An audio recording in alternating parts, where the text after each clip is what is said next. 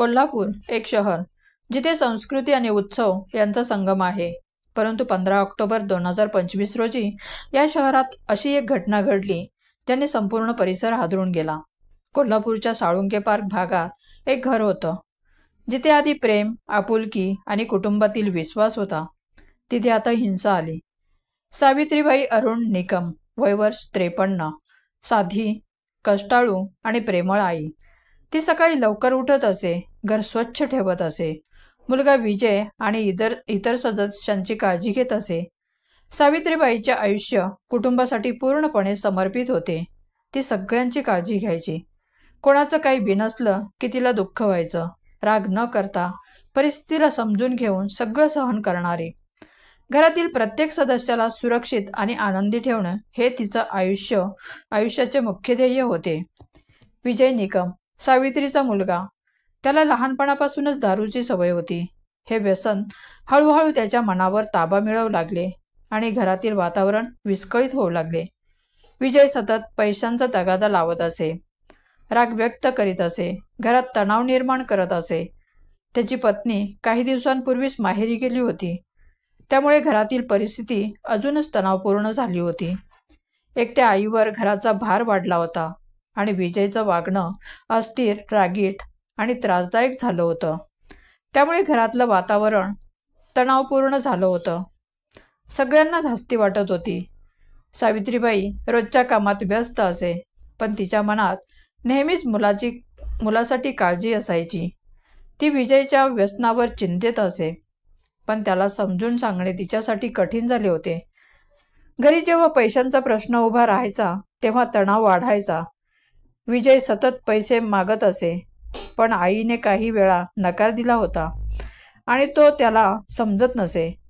या सर्व प्रकारामुळे त्याची पत्नी काही दिवसांपूर्वीच माहेरी गेली होती. घरात शांतता नव्हती. सगळेच काही बोलू शकत नव्हते. विजयवर नियंत्रण ठेवणारं कोणीच नव्हतं. कोणीही त्याच्यावर दबाव आणू शकत नव्हतं. तो स्वतंत्रपणे वागत होता.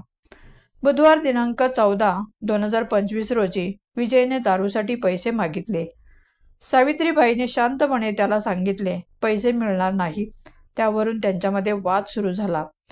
राग हळूहळू वाढू लागला. व्यसनामुळे त्याचे मन आधीच अस्थिर झाले होते.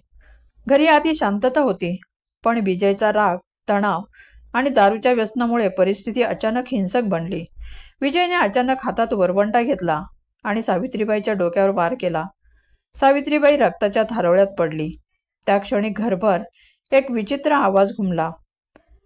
भिंतींनाही जणू भीतीने कंप आला. घरातली शांतता क्षणात तुटली आणि घरात पसरलं भयानक वातावरण. असा प्रसंग पाहताना मनच थरथरून गेलं. अंगावर शहारे उठले. त्या घटनेने सगळं उलथून टाकलं. आईच्या डोळ्यात अविश्वास दाटला. ज्या घराला ती स्वतःचं आश्रयस्थान समजत होती, जिथे प्रत्येक भिंतीत तिचं प्रेम आणि विश्वास साठलेला होता, तेच घर त्या क्षणी परकं वाटू लागलं. तिचा विश्वास, तिचं प्रेम आणि घरातलं सुरक्षिततेची भावना सगळं एका क्षणात तुटून गेलं. जणू आयुष्याचा पाया कोसळला होता. आईच्या हत्येनंतर आरोपीने पळ काढला नाही, तर तो तिथे मृतदेहाच्या बाजूला बसून होता. घटनेनंतर विजयने घाबरलेल्या अवस्थेत लगेच आपल्या बहिणीला फोन करून ही धक्कादायक गोष्ट सांगितली. त्या एका फोन कॉलने संपूर्ण कुटुंब आणि आजूबाजूच्या सगळ्या लोकांना हादरवून टाकलं. सगळ्यांचा विश्वासच बसत नव्हता. ही घटना इतकी भयानक आणि अनपेक्षित होती की कोल्हापूर शहरातल्या लोकांनाही धक्का बसला. सगळीकडे याची चर्चा सुरू झाली. झालेल्या घटनेची माहिती स्थानिकांनी पोलिसांना दिली. पोलीस घटनास्थळी पोहोचले. विजय तिथेच बसलेला आढळला. त्याला ताब्यात घेण्यात आलं. पोलिसांनी घटनास्थळाचे सर्व पुरावे गोळा केले. घरातील शेजारी आणि आसपासच्या लोकांनी सांगितले की विजयच्या व्यसनामुळे घरात सतत वाद होत असे. पोलिसांनी तपास सुरू केला आणि आरोपीला पुढील कारवाईसाठी न्यायालयात सादर केले. संपूर्ण कोल्हापूर या घटनेने हादरले. लोकांनी सावित्रीबाईच्या मृत्यूवर दुःख व्यक्त केले. घरातील अशा हिंसेमुळे संपूर्ण समाजावर प्रश्न निर्माण झाला. आईच्या प्रेमाशिवाय घर टिकत नाही. आणि व्यसन, राग यामुळे घरातील सुरक्षितता धोक्यात येते. मित्रांनो, ही घटना आपल्याला एक कठोर शिकवण देते. व्यसन, राग, मानसिक तणाव क्षणात भयंकर परिणाम करू शकतात. सावित्रीबाई सारख्या निर्दोष व्यक्तीचं जीवन वाया जातं. कुटुंबातील वाद, राग कधीही हिंसेकडे नेऊ नयेत. प्रेम, आदर कुटुंबाची साथच जीवन टिकवते, राग आणि व्यसन नाही. लक्षात ठेवा, घरातील प्रत्येक सदस्यासाठी प्रेम आणि काळजी अनमोल आहे. एकच चुकीचा निर्णय, एकच रागपूर्ण क्षण संपूर्ण आयुष्य बदलू शकतो.